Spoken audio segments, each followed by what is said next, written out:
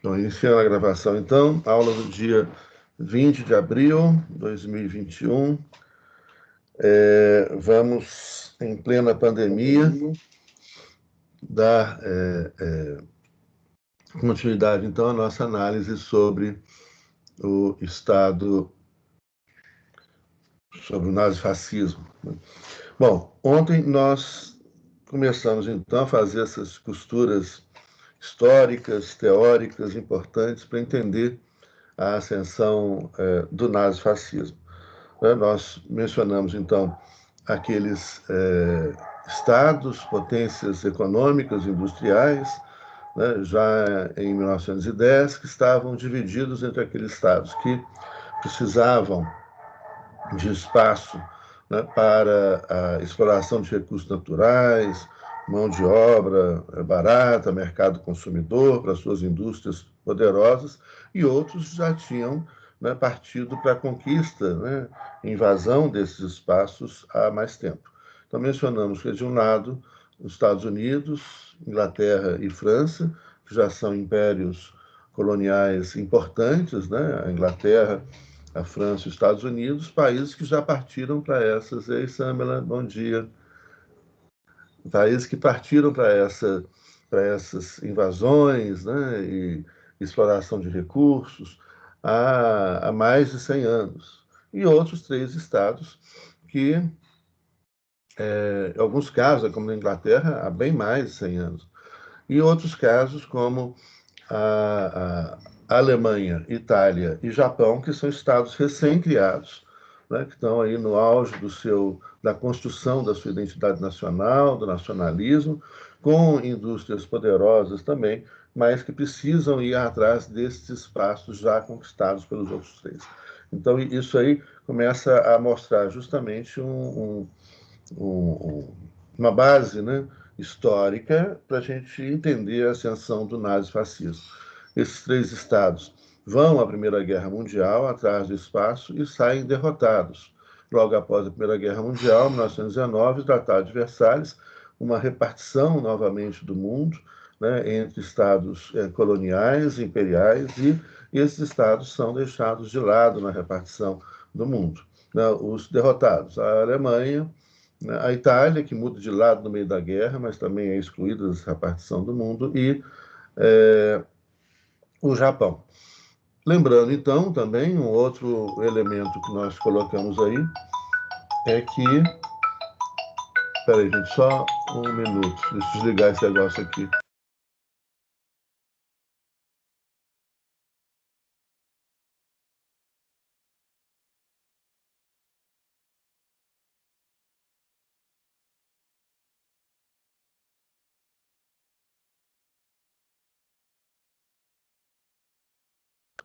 Pronto, desculpa, desligado, deixei o negócio ligado aqui.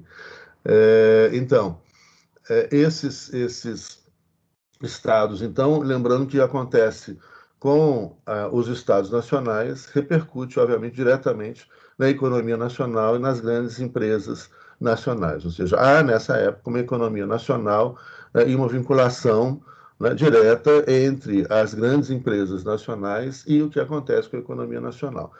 Isso começa a mudar a partir da década de 1960, a criação, né, o fortalecimento das multinacionais, depois a ideia das transnacionais, a globalização, mas isso a gente vai chegar mais adiante, né? Isso é mais para o final do século XX. Logo, ao excluir, né, Itália, Japão e Alemanha dessa repartição do mundo, exclui-se também, né, essas empresas nacionais.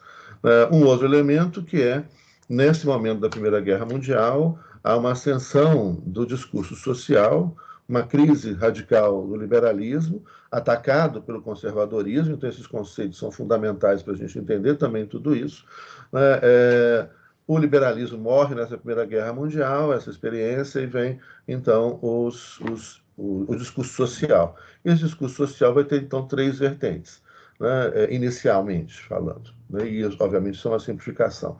né, uma vertente de centro, que seria, então, a social-democracia de centro, centro-esquerda, o social-liberalismo de centro, centro-direita, né, o socialismo, o chamado socialismo real, a formação da União Soviética, primeiro Estado socialista, né, primeira Revolução Russa, a expansão da Revolução Russa para o antigo Império Czarista, né, formando as 12 repúblicas iniciais da União Soviética, depois a anexação da Letônia, Estônia e Lituânia, formando as 15 repúblicas da União Soviética, e pós-Segunda Guerra Mundial é que há uma expansão desse Estado socialista para o resto do mundo. E aí, então, outros elementos que nós trouxemos, né, nesse terceiro, onde que os conservadores vão se refugiar? Eles necessitam de um discurso social e veem, então, no nazismo e no fascismo de extrema-direita, a chance, né, ali de resolver os seus problemas. Então, o nazismo, Partido Nacional Socialista Operário Alemão, né, que é antiliberal, antidemocrático, antissocialista, anticomunista, né, anti-operariado, né, ultranacionalista, chauvinista, racista, machista, né, enfim, antipático, tudo isso, né, e mais alguma coisa, né, mas tem um discurso social, né, e tem aí muito bons oradores, né, para o formato daquela época, né, como Mussolini, Hitler, e então as grandes empresas se refugiam atrás desse Estado nazi-fascista. Lembrando, então, que o nazifascismo, a extrema-direita, ela é estatista. Então, muita gente utiliza isso de forma propositalmente, ou às vezes por desconhecimento mesmo, né? Falar, então é de esquerda, porque é estatista. Não. Né? É o Estado, inclusive no fascismo, é tudo pelo Estado, tudo no Estado, tudo para o Estado, um Estado que é posto a serviço das grandes empresas da grande capital. E que, então, toda a máquina do Estado ela é utilizada para restaurar essa economia nacional, restaurar as grandes empresas, né, nacionais da Itália, Alemanha, Japão, né, e não só isso, lembrando também que outras empresas de outros estados, como Estados Unidos e Inglaterra, financiaram o nazifascismo também. Né? Lembrando, nós mencionamos ontem, por exemplo, o caso da General Motors, né, da Ford, o Henry Ford, que é um antissemita, e a General Motors e a Ford foram responsáveis pela construção, né, pela fabricação de cerca de 70% dos veículos leves do exército alemão. Né? E aí são fartos as documentações, muitos os livros, né, escritos sobre isso, né, com a participação do grande capital, dos grandes banqueiros, inclusive um famoso nos Estados Unidos, né, que é e aí o Prescott Bush, vovô Bush, Prescott Bush lavava dinheiro alemão, né, via Nova York, um banqueiro que apoiou também o nazifascismo. O filho do Prescott Bush, o George W. Bush, foi, né, aviador, né, na Segunda Guerra Mundial e depois foi presidente, diretor da CIA e foi presidente dos Estados Unidos. Pai, né, do netinho Bush, né, o neto do Prescott Bush, que é o George Bush, né, filho, que foi também presidente dos Estados Unidos. Então, isso também ajuda a gente a explicar muita coisa, né, com relação ao grande capital, e isso a gente vai utilizar mais adiante nessa costura que a gente vai fazer, né, continuar a fazer e terminar na aula de hoje. E aí, só mais alguns elementos que nós comentamos ontem, para a gente, né, partir desse ponto.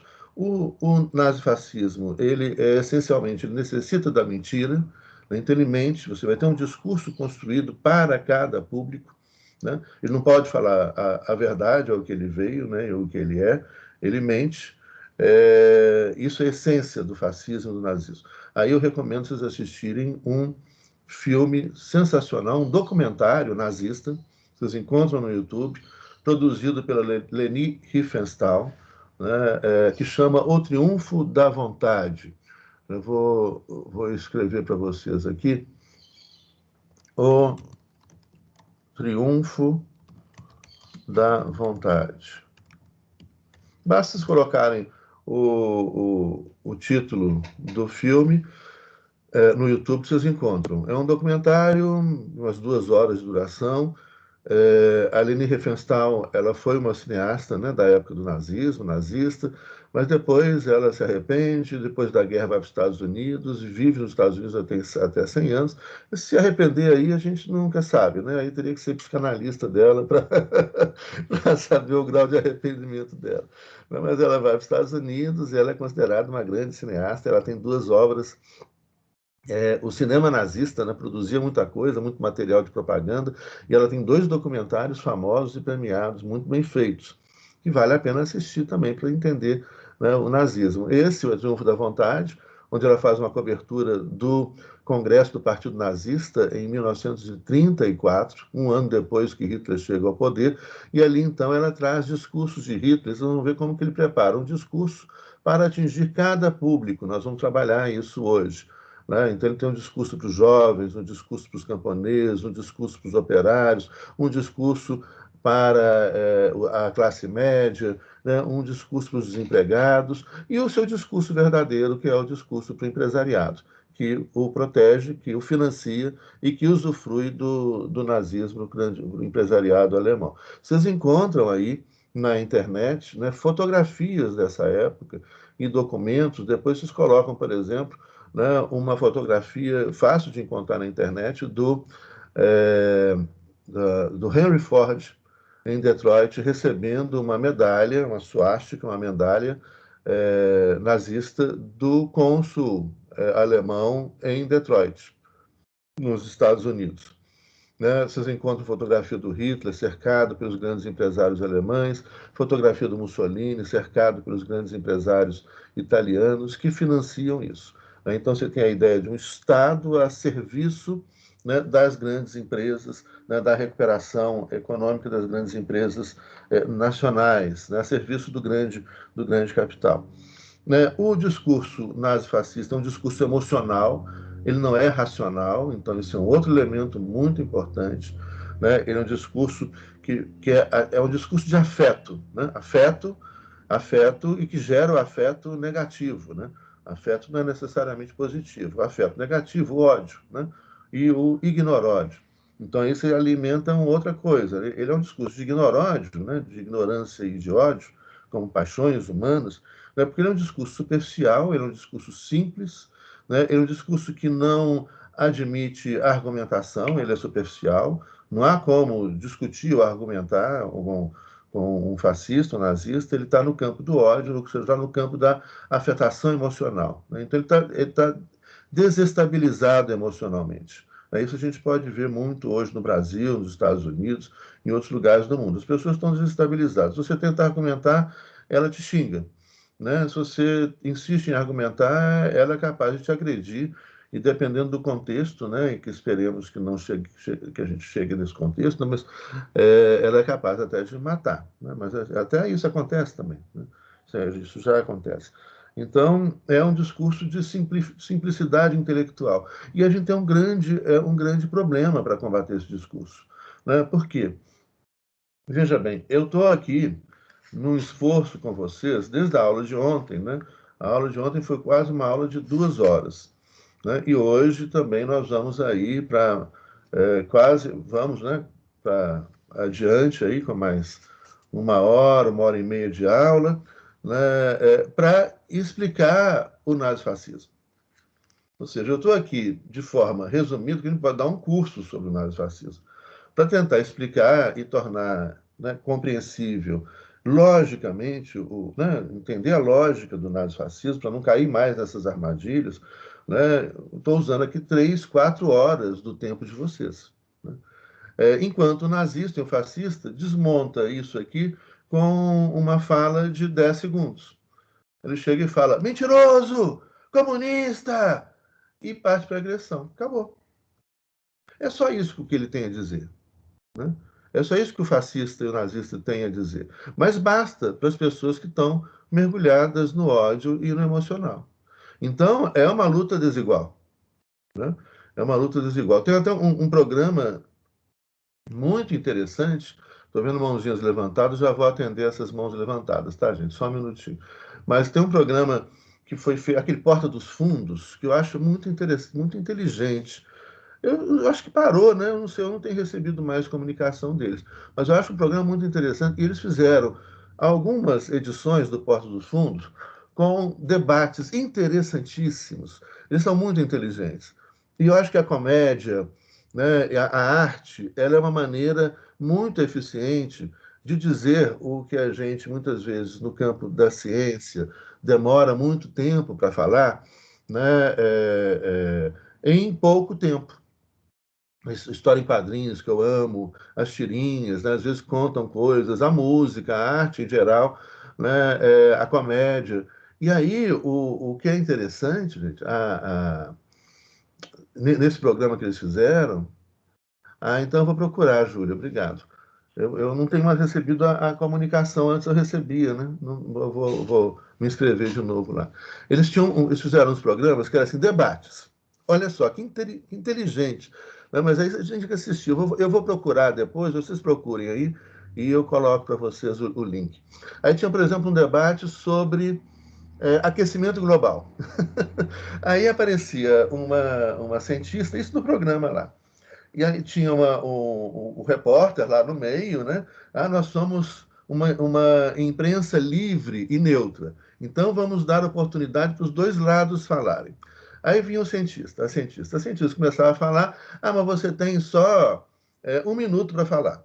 Aí a cientista disparava a falar, e falei, não dava para falar, para usar os argumentos científicos em 1 minuto, para explicar o aquecimento global. Aí falou, 1 minuto, terminado o seu tempo. Agora eu vou passar a palavra para o vereador, fulano de tal ali, da cidade tal, lá do Rio de Janeiro, etc. Aí aparece lá o vereador. Pô, aí é o seguinte, isso tudo aí que ela falou é mentira. Pô, eu tive outro dia em Bariloche, tem neve em Bariloche, que aquecimento global o quê? Aí pronto. Aí falou, agora vamos entrevistar a dona de casa. Né? Aí aparecia lá uma senhora. O que você achou do debate? Você concorda com quem? Né? Com o vereador fulaninho, né? Que viu, né? Que Bariloche ainda tem neve e comprovou que não tem. Gente, e isso pior que tem os caras malucos que falam isso, né? Que Bariloche não tem neve, comprovou o aquecimento global, que não há aquecimento global, e a cientista fulana de tal. Mas é isso. É isso, é esse ridículo, absurdo, que a gente vive. Eu não aceito, obviamente, né? E eu acho que ninguém sério deve aceitar debater com esse tipo de coisa, porque não tem debate, né? Você não vai explicar isso em 3 minutos de televisão, em 5 minutos de televisão, nem em meia hora de televisão. E mais, o público de televisão também não vai estar disposto a ouvir uma explicação cuidadosa, científica e etc. E aí chega o outro lado xingando, esbravejando, com uma ausência de racionalidade, né? Com um raciocínio simplório, simplista, superficial, né? Idiota mesmo, como isso, né? É, e aí, pronto. Que é isso, né? Então, gente, isso que a gente vive é muito grave. A situação é dolorosa, viu, Sandra? Dolorosa, dolorosa. E eu não aceito, eu não aceito, porque não tem debate. Professor, vamos debater com o fascistinha lá falando de tal. Não vou de jeito nenhum. Primeiro, eu prezo pela minha saúde, né? Minha saúde mental, não vou. E depois, não tem debate, porque o outro lado não tem argumento. O outro lado só vai usar esse tipo de coisa. Vocês viram isso? Tem um programa, tem um documentário na internet, mas o documentário mostrando para mostrar o ridículo dos terraplanistas. O cara pega uma régua. Vocês viram isso? Ele está em frente ao mar assim, ele pega uma régua. Aí põe a régua em frente para mostrar que a Terra é plana. Pelo amor de Deus, né? Não dá, não dá. Esse não dê, né? Não pode dar público para esse tipo de gente. Bom, vamos lá. Então, só falando, então, você tem por trás do nazifascismo o conservadorismo econômico, é uma simplicidade intelectual, a mensagem ela é uma mensagem essencialmente emocional, e um outro elemento que marca o fascismo, que é muito importante, que é uma característica dele, que são essa desestabilização emocional. Né? Ou seja, o ódio altera o equilíbrio químico do corpo, do nosso corpo.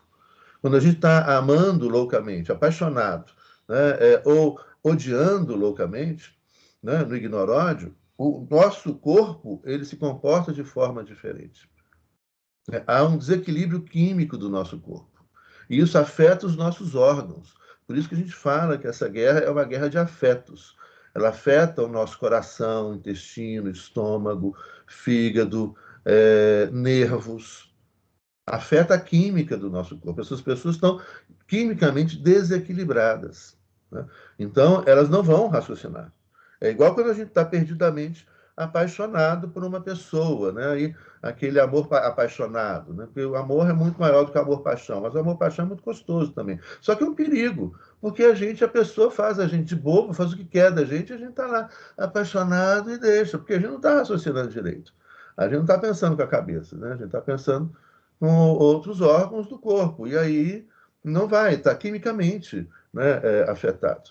E isso é o ignoródio, né? Então, e né, lembrando, então esses elementos são importantes. Bom, vamos prosseguir. Eu vou passar a palavra, então, às três mãos levantadas aqui, a Júlia, o Sérgio e o Otávio. Pode falar, gente, que levantou primeiro aí. A Júlia que levantou primeiro, professor. Vamos lá, Júlia. Então, professor, minha dúvida era mais da última aula, quando o senhor falou de socialismo e sociais-democratas, coisas assim. Eu queria saber se eu posso afirmar que a política que é mais social-democrata, social-liberal, foi feita para evitar aquela revolução que aconteceu com os operários e, ao contrário, né, o socialismo já é a revolução feita. Daí, para eles evitarem essa revolução, eles criaram o social-liberal. Posso falar isso? Sim, mas com cuidado. Veja bem, assim, isso é um resumo, né? Então, é uma simplificação. Óbvio, a gente pode... há esse elemento presente aí também. Ou seja, nós vamos encontrar na história, né, muitas vezes, e isso a gente pode até citar o que eu citei na aula de ontem, o Bismarck, né, que foi o responsável pela unificação alemã, lá em 1870, 71, que era um grande estrategista e que percebeu o seguinte, falou, olha, se nós, conservadores, né, Bismarck é um conservadorzão, mas se nós, conservadores, não abrirmos mão de alguma coisa, nós vamos perder o poder inteiro. Então, há esse raciocínio presente, sim, né? E a gente vê isso confirmado, então ele fala, olha, pode falar isso, mas é que as coisas são mais complexas e que não é necessariamente sempre isso, ou necessariamente só isso, mas isso também, tá? Então, vamos sempre agregar complexidade aos movimentos históricos, mas isso também, então isso está correto, mas não é só isso. Tanto que a gente vê, por exemplo, pós-Segunda Guerra Mundial, há uma expansão da social-democracia no mundo inteiro. Constituições sociais se espalham pelo mundo inteiro. Legislação trabalhista, né, direitos sociais, saúde pública, educação pública, políticas de moradia, isso acontecendo, tomando conta de toda a Europa Ocidental, e modelos que vão se espalhando aqui, né, para as Américas. Estados Unidos mesmo vai ter o seu estado de bem-estar social a partir de Roosevelt, nós vamos estudar isso também a partir de 1934, né? Roosevelt eleito, toma posse, a partir de 33, 1933. Né? Ele é eleito em 32, toma posse, e aí você começa as políticas do New Deal, né? Onde começa a construir um sistema de saúde pública nos Estados Unidos, políticas sociais, leis trabalhistas, acordos, né? Principalmente com empresas e trabalhadores, a política, o Estado intervindo na economia. Então, você tem ali um momento onde há uma resposta social necessária à crise radical do liberalismo gerada pelo conservadorismo econômico. Então, esse capitalismo social, ele é, em parte, muito isso mesmo. Não deixar expandir a revolução socialista, então, esses grandes empresários vão ceder a essas reivindicações. Agora, óbvio ali que tem muita gente, né, que acredita nesse caminho, no caminho parlamentar, né, para a construção do socialismo. Então, muitos sociais-democratas, muitos partidos sociais-democratas vão por essa linha parlamentar para a construção do socialismo, de uma sociedade igualitária, etc, etc. Tá, então, são várias forças políticas, mas isso que você diz é correto também. Né? Essa é uma força que está ali e que leva muito aos conservadores, aos grandes capitalistas, né, a cederem a essas reivindicações para que eles não percam tudo. Tanto isso também é verdade que quando acaba o mundo socialista, não o mundo socialista, ainda tem muitos estados socialistas, mas quando acaba a União Soviética, e ali, com o fim da União Soviética, você tem um enfraquecimento enorme do mundo socialista. Hoje, e o mundo socialista se refez também, isso é uma outra discussão também importante, China, Vietnã, Cuba, né, são estados socialistas, Bielorrússia, são estados socialistas, mas com características diferentes, etc., e caminhos que vão buscando caminhos diferentes.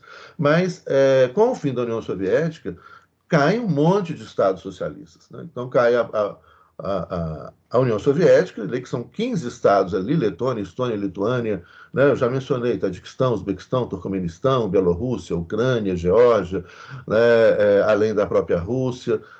Depois vão caindo a cortina de ferro, né? E o mais grave ainda para a Rússia, isso explica muito hoje os conflitos ali na Europa Oriental com a Rússia, né? Polônia, Hungria, Bulgária, Romênia, Albânia, Iugoslávia, Hungria, são estados chamados, o Churchill chamou de cortina de ferro. É uma área, interessante vocês pegarem o mapa, é uma área de proteção à própria Rússia, né? Você tem ali os estados socialistas, né, na Europa Oriental, esses que eu mencionei, Polônia, Hungria, né, Iugoslávia, Albânia, Bulgária, Tchecoslováquia, esses estados que fazem uma linha assim, territorial, né, em fronteira com a União Soviética. Aí vinha depois ali Bielorrússia, Geórgia, Ucrânia, Tadiquistão, Uzbequistão, Turcomenistão, Azerbaijão, Cazaquistão, esses estados também não na fronteira da Rússia. E aí só vinha a Rússia. Quando acaba a União Soviética, a OTAN, os Estados Unidos, liderado pelos Estados Unidos, Inglaterra, França, etc., começa a avançar nesses estados. Vários desses estados passaram para o lado da OTAN. Eles eram do lado da Rússia, o Pacto de Varsóvia, né, que era o Pacto dos Estados Socialistas, comandado por Moscou, enquanto você tinha a OTAN, a Organização do Atlântico Norte, comandada pelo Washington. Ainda tem, né? A OTAN, então, com a crise, com o fim da União Soviética, esses estados entram em crise, esses estados começam a abandonar uma economia socialista para adotar uma economia capitalista. Então, quando você tem uma mudança de economia, né, a Rússia, por exemplo, a economia russa, ela despenca, ela vai lá para o buraco. Só recentemente, há uns 10 anos atrás, né, 20 anos depois, é que a Rússia começa a recuperar o seu patamar econômico que ela tinha na época do socialismo. Né? Porque é óbvio, gente, você, imagina só, vamos exemplificar isso aqui. Né? Você tem todo um Estado, né, voltado para uma realidade social, jurídica, econômica e política socialista, e não capitalista. Por exemplo, o direito que vocês estudam, aqui no interior do Estado, vocês vão estudar a história do direito, a história do Estado, né, o conceito de Estado, a organização territorial do Estado, etc, etc. Mas quando vocês entrarem no estudo do direito positivo, o direito penal, o direito civil, o direito processual, ele é todo capitalista. Né? Então, inclusive, tem muitos alunos que falam: mas a aula de teoria do Estado é uma aula muito ideológica, já direito civil não é ideológico. Não, mentira. Direito civil é ideologia pura, mas é uma ideologia única. Aqui vocês estão vendo as várias ideologias. Depois vocês vão entrar no direito civil, que é o direito civil de um Estado capitalista. Vão estudar o direito penal de um Estado capitalista, que é o Brasil, que seria, segundo a nossa Constituição, deveria ser um capitalismo social, mas na prática é mal, né? Não é nem capitalismo liberal, nem capitalismo social. Nossa realidade hoje é um capitalismo conservador, com muita desigualdade, etc. Né? Então, ali vocês estão vendo ideologia em estado puro. Não cai nessa ideia, a aula de direito civil ela não é ideológica. Não, era pura, porque era uma ideologia única. Vocês estão estudando direito civil produzido por um parlamento, por políticos. Né? Então, o direito é político, o direito é produzido pela política. O que eu estou falando aqui é básico. básico é o óbvio, do óbvio, do óbvio, do óbvio. Né? Quem produz o direito? São os deputados, né? E senadores. Eles que fazem as leis. Ou seja, o direito é produto da política. E o direito é essencialmente político. Então, aí, você imagina, vamos pensar o contrário. Você tinha lá a Alemanha Oriental, a Rússia, na União Soviética, uma economia socialista, um direito socialista. Né? Os economistas todos se formavam nas universidades da União Soviética, da Alemanha Oriental, estudavam, então, um direito socialista. Os economistas estudavam economia social. Aí, de repente, você acaba com aquele mundo socialista e adota o mundo capitalista. O que acontece? Você não tem profissionais aptos a lidar com a economia capitalista, porque os caras estudaram economia socialista. Você não tem os caras aptos a lidar com o direito capitalista, porque eles estudaram direito socialista. E aí, então, essas universidades, muitas delas, né, elas não fecham, não, mas os professores ficam desempregados, eles começam a importar, né, teóricos, mão de obra do Ocidente. Né, você passa a ter professor que vai morar no metrô, isso aconteceu na Rússia. Às vezes, professor doutor em economia socialista, professor doutor, né, em direito, etc. O cara super, né, preparado, estudioso, ele não tem mais utilidade para aquele país. Então, é um momento de crise. E os Estados Unidos e a OTAN aproveitam esse momento de crise para entrar e influenciar esses estados. Então, vocês vão ver Polônia, a Tchecoslováquia é dividida, né, fica em República Tcheca, ou a Tchequia, né, como dizem os portugueses. Aqui a gente não usa tanto essa expressão. A Tchequia, ou a República Tcheca, né, separada da Eslováquia, a Polônia, a Hungria, a Bulgária, a Romênia, esses estados que eram socialistas passam agora a integrar a OTAN. Olha o que isso representa para a Rússia. E agora a briga na Ucrânia, né, para a gente entender, e entender sem que fosse, né, jogo de futebol, né, que não é, infelizmente, tem vidas humanas envolvidas aí, então a política, relações internacionais não é jogo de futebol, então não é o caso da gente torcer para um ou para outro, mas entender. Olha, a Ucrânia, né, se a Ucrânia entra para a OTAN vai estar a 100 quilômetros de Moscou. Né? A Rússia não pode permitir isso. É óbvio, isso pensando do ponto de vista geoestratégico. Não é torcendo para um ou para outro. Nenhum governante russo, obviamente, não é o Putin, não, vai permitir que a Ucrânia entre na OTAN. Tem que fazer guerra. É óbvio. É a mesma coisa quando a União Soviética quis colocar mísseis em Cuba. Cuba está a 100 quilômetros de Miami, ó.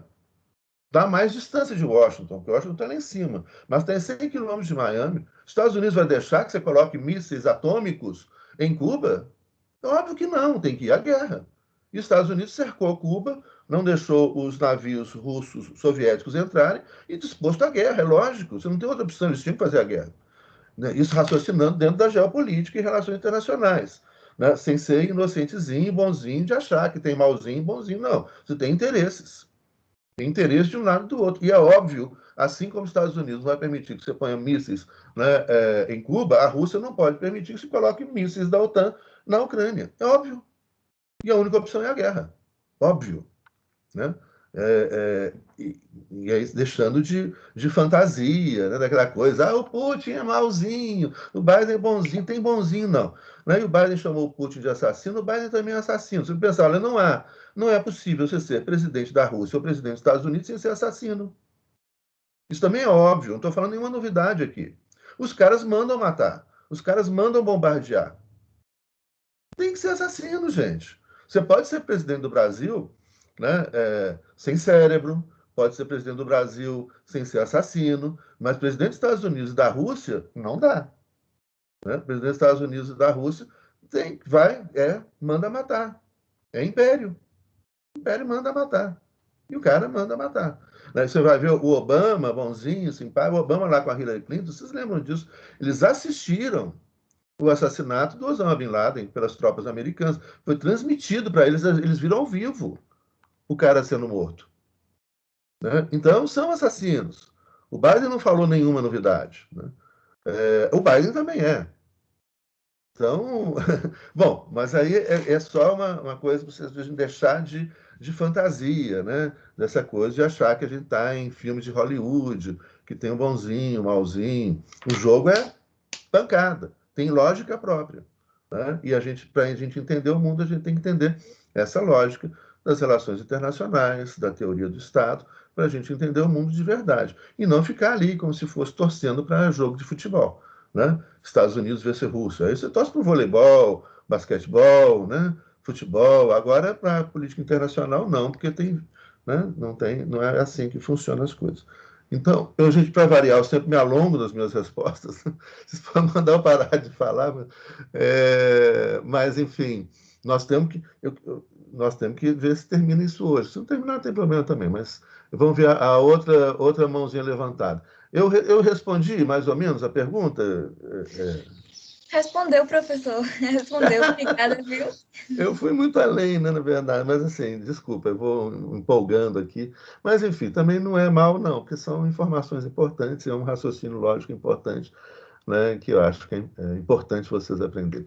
Vamos lá, Sérgio, Otávio e Bruno, mais uma mãozinha levantada agora. Vamos lá, vou acelerar agora para responder as perguntas e depois a gente voltar para a matéria. Diga. Seguinte, minha pergunta Sérgio. é breve, cara. Você falou a respeito das instituições conservadoras, os grandes empresários ali que apoiaram o nazismo, o fascismo, tudo mais, a extrema-direita. A minha dúvida é o seguinte: há quem acusa que a Igreja Católica apoiou o nazismo naquele período. Foi conivente com a Alemanha nazista e tudo mais, o Papa Pio XII. Isso de fato foi verdade? E se foi verdade, foi pelo mesmo motivo? Defender os interesses conservadores da Igreja? Sim, aí a gente tem que, veja bem, naquele período você tinha a Alemanha, ela tem duas religiões muito fortes, além de várias outras, mas duas fortes, né? Que é o protestantismo luterano, principalmente o luteranismo, e o catolicismo. O Papa anterior, um Papa, né, enfim, católico. A Igreja, tanto protestante como católica, ela teve dos dois lados. Você tinha, não a igreja enquanto instituição. A igreja enquanto instituição também, em certa medida. Então vamos explicar isso aqui melhor. Né? Os vários padres e pastores apoiaram Hitler e estavam lá ao lado de Hitler. Vocês encontram fotografias de padres e pastores ao lado de Adolf Hitler e vários católicos. E aí, inevitavelmente, né, a Alemanha nazista, você tem lá, né, muitos cristãos protestantes e católicos empenhados, né, com o nazismo. É óbvio que, do ponto de vista teológico, né, é absolutamente incompatível o nazismo, o fascismo, né, com o cristianismo. Então, isso aí ou seja, o que Jesus Cristo veio ensinar é o amor, né? E o ódio é o oposto do amor. Então, não tem como você ter um cristão que defenda a guerra, que defenda a violência, que seja intolerante, que seja racista, que seja machista, que seja homofóbico, né? Que faça arminha com a mão. Isso não é cristão. Isso é de mentira. Isso é mentira. Né? Não são cristãos. Né? Então, esses caras lá, padres e pastores que apoiaram Hitler, né? Eles apoiaram por diversas motivações, né, individuais ou conservadorismos, etc., né, mas não são cristãos. Aqui é muito interessante, eu vou falar aqui a partir de um livro que eu li recentemente, que eu estudei esse livro recentemente, que eu já mencionei com vocês e recomendo que vocês leiam, mas assim, não é um livro para ler como se fosse romance, não, é um livro para estudar. É uma página de cada vez, tomar nota, refletir, entender, que é um livro de teologia, né, e de filosofia. É o livro do Giorgio Agamben, vou escrever aqui para vocês. Interessante. Olha, lá vou eu com minhas respostas compridas. Mas, gente, não tem jeito de responder simploriamente, né? Porque a gente tem que entender as coisas. Mais uma vez, então, é isso. Então, se eu responder simplesmente, vira memorização, né? Não é isso que a gente quer. A gente quer entender as coisas. Então, o livro chama Mistério do Mal. Giorgio Agamben. Mas assim, eu diria, gente, que é um livro para iniciados na filosofia e na teologia. Então, como eu disse, é um livro para ler, parar, pensar, consultar outras coisas, consultar outras pessoas, trocar ideia, etc. Tá? Mas é um livraço. E nesse livro, ele faz uma análise, o Giorgio Agamben, que é um filósofo e teólogo respeitado, né? E o livro é a partir de palestras que ele faz para teólogos na Itália. O livro ele fala o seguinte, que ele trabalha o Apocalipse. E o Apocalipse, ele é muito... As pessoas que não estudaram, né, a teologia entendem tudo errado do Apocalipse. O Apocalipse não é simplesmente um livro do fim do mundo, né? É o fim do mundo ruim, que abre espaço para o reino de Deus na Terra. Ou seja, é o fim do mal e o início de um mundo bom. É isso. Ou seja, o Apocalipse ele é maravilhoso, porque é a derrota do mal. É isso. Então, fala, o resto, você tem muitas leituras absolutamente equivocadas, né, rasteiras, porque também não é, gente, chegar e ler uma tradução da Bíblia. Você tem traduções erradas, você tem palavras propositalmente trocadas, né? A gente pode conversar isso aqui, isso é muito interessante também. Mas vamos ver se o momento, talvez não seja agora, mas a gente pode conversar isso. Você tem traduções e aí veja bem, né?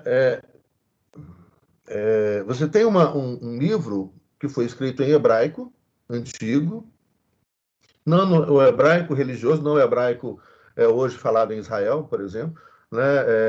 Você tem o escrito em aramaico, que é uma língua que é uma língua morta, né? Não. E você tem no grego antigo, que também não é mais usado. O grego moderno, hoje falado na Grécia, tem nada a ver com o grego antigo. Então, a primeira grande dificuldade que você tem, né, para traduzir o texto é entender qual era o significado daquela palavra quando ela foi escrita lá atrás. Né? Quando ela foi escrita há 3.000 anos atrás, há 2.500 anos atrás, há 2.000 anos atrás, há 1.900 anos atrás, né? No Novo Testamento. Né? Então, e o mais, os conceitos, as ideias, as palavras que traduziam esses conceitos e ideias escritas há 2.000 anos atrás, um pouco mais, um pouco menos, né? Não existem correspondentes nos idiomas modernos. Então, não tem simplesmente você traduzir uma palavra por outra palavra. Deixa eu ver isso aqui. Nossa, aí eu fui muito longe. Bom, depois a gente vai nisso aqui, porque aí senão a gente vai muito longe. Vamos voltar aqui então um pouco. Nesse livro do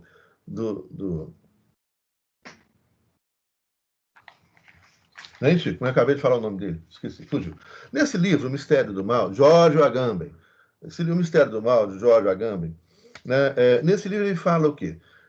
Que o mal e o bem estão misturados, convivem diariamente, né? Ou seja, está tudo misturado. E, portanto, ele está misturado em tudo, em todas as instituições. O mal e o bem está dentro da igreja.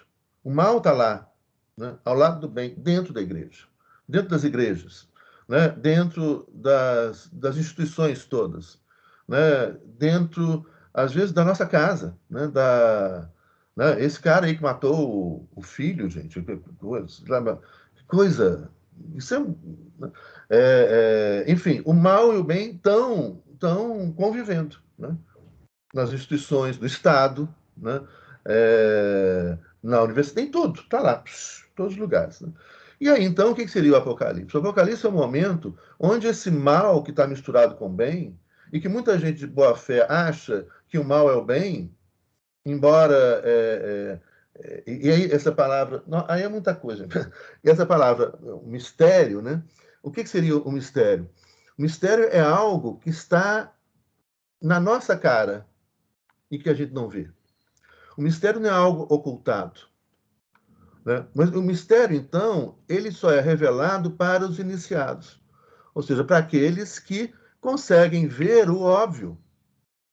Né? Aí eu lembro o Caetano Veloso, aquela música Um Índio. E aquilo que nesse momento se revelará aos povos, surpreenderá a todos, não por ser exótico, mas pelo fato de poder ter sempre estado oculto quando terá sido o óbvio. Então, o mal, o mistério da fé, ele está na nossa cara. Só que a gente não consegue ver, porque a gente é enganado pelo mal. Pelos falsos pastores, pelos falsos padres, pelos falsos líderes, né, que mentem, que encobrem, que distorçam, né? O mal, ele é mentiroso. O mal tem que ser mentiroso. O nazifascismo é mentiroso, porque é o mal no seu estado puro. É o mal. Então, o que seria o Apocalipse? O momento onde esse mal finalmente se revela, e aí, então, seria o momento de separar o bem do mal, o joio do trigo. Né?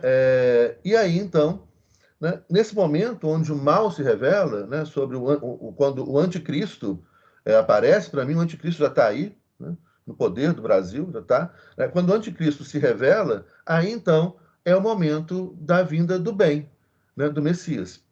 E aí o mal não tem a menor chance contra o bem. Né? O mal, o ódio não tem a menor chance contra o amor. O amor sempre vencerá. Mas o amor só poderá prevalecer quando as pessoas forem capazes de enxergar o mal. Bom, isso posto, e aí no livro e aí você tem uma terceira figura, né? O anticristo, o Messias, e tem a figura do catecon, que é justamente aquele que negocia com o mal, aquele que segura o mal, aquele que mantém o mal dentro da igreja, aquele que mantém o mal dentro do Estado, né? Aquele que mantém o mal dentro de casa, ou aquele que mantém o mal dentro da sociedade. Né? Então é importante parar de negociar com o mal, parar de achar que é possível, né, fazer acordos com o mal. Então, voltando aqui para a questão da igreja, essa igreja, sim, a igreja protestante, a igreja católica, né, ela vai estar com isso, né? Ela é a igreja desse momento. Então, ela está lá, dentro dela está o mal e o bem dentro dela. E você tem pastores e padres que estão contra, né, o nazismo e o fascismo e vão lutar contra o fascismo e o nazismo, vão perder sua vida contra o nazismo. Você tem, né, pastores e padres ao lado de Hitler, ao lado do nazismo e do fascismo. A própria Igreja Católica, né, ela fez dos dois. Né? Ela abrigou alguns nazistas, mas ela também, ao mesmo tempo, né? E aí o Pio XII tem um livro, né, sobre a história do Pio XII, que chama O Papa de Hitler, né, onde ele mostra essas negociações. Vamos lembrar, né, que o Tratado de Latrão, né, que cria o Estado do Vaticano, foi um tratado feito com os fascistas, com Mussolini, né? Que permite a criação do Estado do Vaticano soberano, um espaço, né? Porque Roma era da Igreja Católica anteriormente, mas isso antes, né, da unificação italiana, 1860. Roma eram estados pontifícios. Roma e em torno de Roma eram estados pontifícios. Com a formação da Itália, esses estados pontifícios, né, em volta Roma, em volta de Roma, eles desaparecem. Você tem a Itália soberana. Quem vai devolver uma soberania para a Igreja Católica, no formato de Estado soberano, né, na cidade do Vaticano, é Mussolini. Então você tem esses acordos, né, tem essas coisas, que é isso. Né, tá? Ao mesmo tempo, a Igreja Católica ajuda um monte de pessoas, né, perseguidas pelo nazismo, pelo fascismo, vários judeus, né, comunistas e que foram perseguidos pelo nazismo e pelo fascismo, a fugirem das garras do nazifascismo. Então, é essa ambiguidade típica dos tempos, né, que beiram o fim do mundo. Bom, mas vamos voltar então aqui. Entrei um pouco na teologia, mas interessante, leiam esse livro, assim, e que é fascinante. E teologia é fascinante ser estudado, né? Tem que estudar. Ô, professor. Essa liberdade de consciência, como eu disse, tem que estudar, né?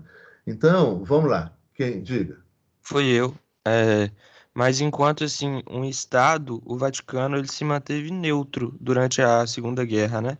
Sim, claro, como Suíça também, né? Mas a Suíça, ela mandava dinheiro para os nazistas, mas ela se manteve neutro, o Vaticano também, né? Então você tem essa neutralidade formal, né? Não toma partido, mas o Vaticano ajudou muita gente a fugir das garras do nazifascismo, etc. Mas ajudou também, inclusive, nazistas. Né? Mas sim, manteve-se neutro. Otávio e Bruno. Professor, é porque... Você está me ouvindo? Estou, sim. Diga. Tá, é porque eu entendi que o ser conservador, o ser liberal, não tem muito a ver com a sua ideologia, e sim com a sua adesão ao governo que você vive. É isso mesmo ou não? Não. não, é ideológico. Ou seja, quem é liberal, não. Isso, não, também não, nem nesse sentido. Estou pensando aqui nas hipóteses, não. Não, quem é o liberal? O liberal é aquele que defende, naquele momento, lá, século XVIII, XIX, etc., essa crença numa economia livre, né, para homens brancos proprietários que vão concorrer no mercado aberto, sem intervenção estatal, etc., criando uma economia de microempresas com oportunidade para todos os homens brancos, etc., etc. Esse conceito de liberalismo, ele se transforma no mundo. Como disse, atrás dessa palavrinha, você tem milhares de autores, centenas de teorias. Então, o que era ser liberal no século XIX não é, por exemplo, o que é ser liberal hoje no século XXI. O que é ser liberal, né, teoricamente, você tem várias teorias, né? Então, é uma palavra complexa, cheia de sentidos. E mais um outro elemento importante. Muitas vezes, quando se fala em liberal no senso comum, né, há uma distância muito grande do que é ser liberal no senso comum, principalmente aqui no Brasil, né, para o que é efetivamente ser liberal do ponto de vista político, jurídico, econômico, etc. E que aí implica também várias teorias em momentos diferentes. Então, é ideológico, sim. Né? E conservador, a palavra conservador, como eu disse, né, todo mundo tem alguma coisa de conservador. Todo mundo não. Né? Mas, assim, muita gente. Depende do que você quer se conservar. Então, você tem um conceito de um conservadorismo religioso, um conservadorismo moral, né? Um conservadorismo político e o conservadorismo econômico. Mas o que se chama normalmente de conservadorismo, né, no campo da política, os partidos conservadores são partidos bem à direita, ou que beiram a extrema-direita, ou que já apoiaram a extrema-direita, ou que já foram ou podem se tornar extrema-direita. Então, aí, quando a gente utiliza esse termo no campo da política, a gente se refere especificamente a um conservadorismo econômico, ou seja, são as grandes empresas, os grandes empresários, aqueles que têm muito a conservar na economia. Por esse motivo e por essa confusão feita aqui no Brasil, é que se faz muito aqueles comentários. Ah, mas não tem sentido o cara ser pobre e ser de direita, não tem sentido o cara ser pobre e ser conservador. Efetivamente, não tem sentido, porque ele está defendendo uma política que é contrária a ele. Né? Mas aí você está falando no sentido do conservadorismo político partidário, que está correlacionado diretamente ao conservadorismo econômico, ou seja, os partidos conservadores, né, no Brasil, nos Estados Unidos, na Europa, esses partidos conservadores são partidos que defendem os interesses das grandes corporações capitalistas. Né? Então, é nesse sentido. Então, você tem um sentido mais específico. Lembrando sempre o terreno pantanoso e perigoso dos conceitos políticos e das palavras utilizadas no campo da política. Né? E principalmente hoje em dia, que é uma confusão, porque as pessoas não têm um rigor, né, teórico, histórico no uso das palavras. E isso, então, mistura a cabeça das pessoas propositalmente. Então, o que eu estou tentando fazer aqui é ir separando, né, esses conceitos. As palavras, né, são... E aí lembra aquele livro, 1984, né, do George Orwell. Né? Lembra lá que, num sistema totalitário, eles inventaram a nova língua. O que era a nova língua? A nova língua era uma nova língua, né, um novo idioma falado pelas pessoas, onde diversos conceitos, diversas palavras desapareceram. E com o desaparecimento dessas palavras, diversas ideias desapareceram. Olha a força disso. E isso que o George Orwell imaginou lá na década de 1930, quando ele escreveu o livro, né, 1930, 40, isso acontece, ué. Isso acontece. E quando você mantém as pessoas no ignoródio, na ignorância, né, essas pessoas não, as palavras não significam as ideias que elas deveriam corresponder historicamente. Né? Então é por isso que hoje no Brasil todo mundo fala tudo é comunismo, até a física quântica é comunista. Comunista, porque a pessoa não tem a menor ideia qual que é o significado da palavra comunista ou comunismo. Né? Então isso é nova língua, é uma simplificação, isso é ignorância. Isso é ignorância, ou seja, eu não conheço o sentido da palavra, eu não conheço o sentido histórico da palavra. Né? Logo, eu utilizo essa palavra fora do seu sentido, fora do seu contexto, fora do seu significado histórico, fora do seu significado político, econômico, etc. Porque eu desconheço. Né? Então, o que a gente vive hoje no Brasil é uma espécie de nova língua, principalmente entre as pessoas afetadas emocionalmente pelo ignoródio. Você vai ver que o vocabulário delas é praticamente inexistente. Por quê? O que existe é só xingamento. Não tem argumentação, não tem troca de ideias, não tem raciocínio histórico. Né? É só xingamento. Você fala e recebe em volta xingamento. Né? Ou classificações simplistas. Isso. Então, as palavras. Aí isso é fabuloso, né? E que aí é o estudo da linguística, né? E isso aplicado à religião, à exegese bíblica. Gente, estou aqui, olha só. Olha aqui. Já que a gente entrou nesse assunto, eu vou comentar isso com vocês. Olha a gravidade desse negócio. Esse aqui é um texto de teologia estudado em ciência da religião, né, por teólogos, ciência da religião da PUC. Nós temos na PUC, né, fabulosos teólogos. Né? Eu vou citar esse texto aqui. Esse texto aqui, né, é um texto sobre psicologia e religião, um trabalho de exegese bíblica sobre a palavra efeminados no Novo Testamento. Olha que grave isso. Presta atenção no que eu estou falando. E como que as coisas são muito mais complexas e muito mais perigosas do que parece. Vou pegar aqui, ó, o texto de São Paulo, os Coríntios. Seguinte, vou citar uma tradução da Bíblia, são várias traduções. Né? Foi traduzido por mais de 2.000 idiomas, e em cada idioma ela tem várias traduções. Traduções que mudam palavrinhas-chave importantes, que mudam todo o sentido do texto. Olha aqui. Então não sabeis, eu estou lendo o texto da Bíblia, então não sabeis que os injustos não herdarão o reino dos céus? Não vos iludais, nem os devassos, nem os idólatras, nem os adúlteros, nem os depravados, nem as pessoas com costumes infames, nem os ladrões, nem os avarentos, nem os bêbados, nem os injuriosos herdarão o reino de Deus. Essa é a tradução da Bíblia de Jerusalém. Tem duas palavrinhas aqui, olha só. Nem os devassos. Essa palavra, devassos, né, é óbvio que é uma palavra que foi pega do português moderno para substituir uma palavra do grego antigo. Essa palavra do grego antigo é malakoi. Malakoi. Aí, então, o tradutor vai pegar lá a palavra malakoi e vai tentar entender, num trabalho de exegese bíblica, ou seja, qual que era o sentido que essa palavra tinha no momento que foi escrito. Olha como é que é importante isso, gente. Vai pegar, então, qual é uma palavra semelhante que existe hoje que pode significar aquela palavra daquele tempo. E aí tem uma outra palavrinha aqui, né? Pessoas com costumes infames. Ou seja, quais são os costumes infames há 3.000 anos atrás? E quais são os costumes infames hoje? É óbvio que é completamente diferente. Bom, e aí então vamos.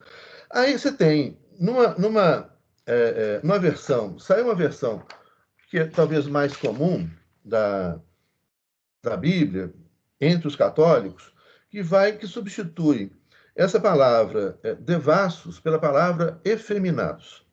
Então está lá, nem os efeminados, nem os idólatras, nem os adúlteros, nem os depravados, assim, herdarão o reino de Deus. O que seria essa palavra efeminados? É a palavra, então, onde o tradutor, e aí você tem um pé de página, a última Bíblia, né, adotada, aprovada pela CNBB e pelo Papa, utiliza e explica isso no pé de página. Ela seria, então, uma palavra que se aproximava da palavra malakoi entre os gregos. E você sabe o que significa malakoi? Malakoi, em termos literais do grego antigo, significa mole, macio, suave. Então, a tradução que os especialistas em grego antigo fazem, né, é que essas pessoas, ou seja, malakoi, é aquele sujeito bom de lábia, é um mulherengo que sai cantando e enganando todas as mulheres. Isso seria o malakoi naquele momento. Né? Então, veja bem, aí vem um problema. Como substituir uma palavra inserida dentro de um contexto cultural, na Grécia, no Novo Testamento, né? Isso é o Novo Testamento, é São Paulo. Né? Então, nessa palavra grega, né? No grego antigo, não é mais o grego moderno, malakoi, ela significa, literalmente, é isso aqui, mole, macio, suave. Mas quando você se referir a uma pessoa, aquela pessoa suave, macia, né? Isso é o que se entende, né? Nesse trabalho de exegese, que seria aquele sujeito, né, macio, de lábia boa, que canta todo mundo, que engana todo mundo, que canta as mulheres, mulherengo, que vive, o malandro, né? O malandro ali na música do Chico Buarque, né? É o típico malandro brasileiro. Ele que usava lá a roupa branca, né? Lá o sapato branco, o malandro, lá, o malandro nanara outra vez, Chico Buarque, o malandro. Aí, veja bem, você tem uma das traduções que hoje correm, e é muito comum, que é utilizada na nova versão internacional, NVI. Traduziu a palavra malakoi, sabe como? Olha que grave isso, gente. Vou ler aqui, na nova versão internacional. Então não sabeis que os injustos não herdarão o reino dos céus, o reino de Deus? Não vos iludais, nem os homossexuais ativos e passivos, nem os ladrões, nem os avarentos. Gente, isso é má fé. Isso é grave. Não existia esse conceito na antiguidade. Não existia essa palavra no grego antigo. Eles fazem uma tradução substituindo por uma palavra para gerar preconceito. E com isso gera exclusão, com isso gera perseguição, com isso gera sofrimento. E quantas pessoas, né, já não sofreram e sofrem por uma tradução propositalmente errada do texto sagrado? Olha que grave isso aqui. Olha que grave isso aqui. Né? E olha a importância das palavras. E olha a complexidade das palavras. E olha a extrema complexidade das traduções. Você já não precisa ir tão longe, né, no texto bíblico de palavras escritas há mais de 2000 anos atrás, com sentidos de mais de 2000 anos atrás. Você pode pegar, por exemplo, você tem um dicionário para traduzir, dicionário da tradução de Freud.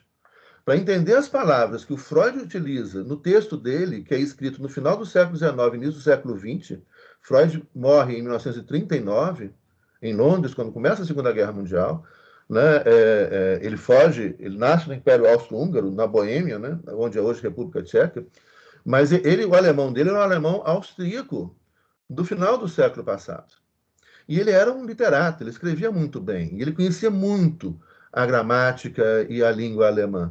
Né? E a língua alemã permite que você crie palavras, que você invente palavras. Todas as pessoas podem criar palavras na língua alemã, e Freud criou um monte de palavras. E aí o cara, para traduzir o Freud, sabe o que ele foi? Primeiro, ele foi entender, né, como é que era o alemão austríaco na época que ele viveu, o sentido das palavras no alemão austríaco, a diferença do alemão austríaco para o alemão da Alemanha, né, do alemão daquela época para o alemão de hoje, né, as palavras que Freud criou, quem foi Freud, como que ele viveu, ou seja, para isso entender as palavras que ele escreveu e qual foi o sentido das palavras que ele escreveu. Por exemplo, tem uma palavra dificílima para você traduzir em uma outra palavra, unheimlich. Unheimlich é uma palavra da psicanálise freudiana, né, dos textos freudianos, que quer dizer o estranho íntimo. Olha, como é que eu tenho uma palavra nisso em português? O que é que quer significar essa ideia, né, para Freud? Então, é muito interessante e muito sério traduzir. Né? Então, eu acho que isso é uma coisa que a gente tem que exigir contemporaneamente. Seriedade das pessoas, estudo das pessoas, para que as pessoas não nos enganem. E nos enganar é mais difícil, né? Porque nós aqui, vocês, né? Vocês estudaram, né? Estudaram em boas escolas, né? Leram, tiveram acesso a livros, etc. Então, vocês têm um senso crítico e uma possibilidade de defesa muito maior contra esses mentirosos. Agora, as pessoas de boa fé que são enganadas por esses mentirosos, contumazes, de má fé. Isso é muito grave. Bruno, fala aí. Bruno? Professor, você estava falando a respeito da questão do... alguns países, no caso sociais-democratas, eles defendiam valores, no caso, sociais, eles queriam implementar o socialismo só pela via parlamentar. No Chile, isso aconteceu com Salvador Allende? Seria basicamente isso? Porque Sim. Salvador Allende queria implementar O socialismo pela via parlamentar, isso. Eleições, é mais ou menos no Chile de Allende, né, que assume em 70 e recebe o golpe de Estado financiado pelos Estados Unidos, pela CIA, né, Henry Kissinger, em 1973. Essa era a ideia, né, de Salvador Allende. Esse é o processo, por exemplo, que ocorre hoje na Venezuela, né, a implantação do socialismo pela via parlamentar, constitucional, etc. Esse era o processo que estava em curso no Equador, mas que foi barrado, né, com guerra híbrida, etc., etc. Esse é um processo que está em curso na Bolívia, mas de uma forma diferente, porque ali entra a questão dos povos originários, né, que aí pensar que o Estado plurinacional e os povos originários e todas as ideias, a filosofia, as teorias dos povos originários, a filosofia dos povos originários, a filosofia andina, né, a ideia da diversidade, ela vai muito além do socialismo real. O socialismo real ele é algo moderno, né, e ali você está indo muito além da modernidade. Então, é uma transformação mais profunda do que aquela transformação que o socialismo real pretendeu fazer no século XX, é a transformação que está em curso hoje na Bolívia. Nós vamos depois discutir isso, que é legal. Isso, tem... Ah, Machuca! Sim, é uma história de uma criança. Esse filme é muito, muito bonito. Vejam, vejam. Né? Machuca, que é a época do golpe, né? No Chile. E tem também os documentários excelentes, com imagens da época sobre o golpe contra o Allende. Bom, gente, vamos retomar aqui agora né, a nossa questão, e aí eu vou contemplar a pergunta e a observação da Manuela aqui, porque retomando, nós vamos justamente entrar nisso aí, Manuela. Então, vamos lá, deixa eu só para retomar aqui onde que eu estava. Então, vejam bem, o nazismo ele vai se fundamentar sobre uma estrutura de discurso de eugenia. Então, aqui a gente vamos somar mais um elemento aqui ao nazifascismo, que é a eugenia, ou a ideia de um melhoramento racial. Como tornar os seres humanos mais evoluídos, com todas as aspas aqui, né, mais puros. Né? Então, o discurso nazista e fascista é um discurso da pureza, um discurso principalmente da pureza racial. Lembrem-se, e aí já a gente estava falando da Bíblia, né, o que Jesus Cristo nos ensinou. Atire a primeira pedra quem não tiver pecado. Né? O discurso da pureza, quando alguém vier com um discurso de pureza para vocês saiam correndo o mais rápido que puderem correr, porque são as pessoas que jogam pedras. São as pessoas que torturam, são as pessoas que matam, são as pessoas que defendem a pureza e pior, que se julgam puros. Aí é delirante. Aí eu sou puro. Quando o sujeito diz, eu sou puro, sai correndo. Sai correndo. É um perigo essa pessoa. Essa mata, essa tortura. Né? Os puros são os que matam, os que torturam. Né? Então, essa ideia, então, a eugenia, aí vocês viram um filme. Então, não preciso mais falar muito sobre isso, vocês viram um filme, e o filme ilustra isso. Sai correndo, Samela, né? Eu ouvi uma pessoa, eu sou justo, eu sou bom. Nossa, pior que eu ouvi um ministro supremo outro dia falando isso, você viu? Ele falou, eu sou justo. Eu sou bom. Ai, meu Deus, que medo. Agora que você escreveu isso, eu lembrei. Não. Sai correndo.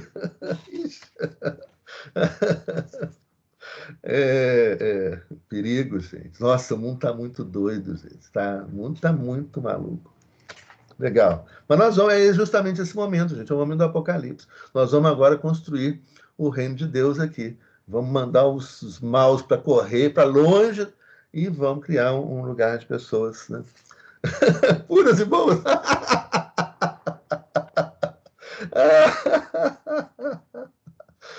Bom, gente, ok, isso é o professor conversando com ele mesmo. Bom, então,